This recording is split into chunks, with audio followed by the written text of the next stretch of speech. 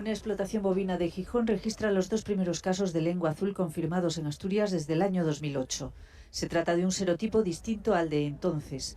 Para atajar la infección, la Consejería de Medio Rural anuncia una campaña masiva y gratuita de vacunación del serotipo 4, el actual, y del 8, que es más agresivo y del que ya hay casos en Francia.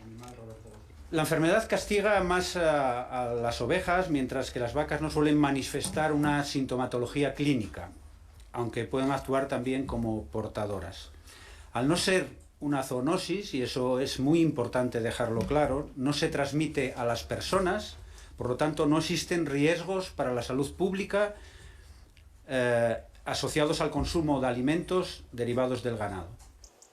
La infección la causa un mosquito de la misma familia que el que causa la enfermedad hemorrágica bovina. La vacunación la llevarán a cabo veterinarios del Principado a partir de enero, cuando baja la actividad del mosquito transmisor. Las vacunas se aplicarán a 320.000 bovinos y a 60.000 ovinos. Y en ese momento será cuando a partir de enero empecemos con la vacunación masiva de todos los ovinos y de todos los bovinos mayores de 3 meses, con la finalidad de que todas las explotaciones estén vacunadas en el momento en que empiece otra vez el periodo de actividad vectorial, que sería pues a principios de mayo. También será una fecha que determine la Unión Europea. La Consejería irá informando en su página web tanto de las medidas y limitaciones como sobre la evolución de la enfermedad.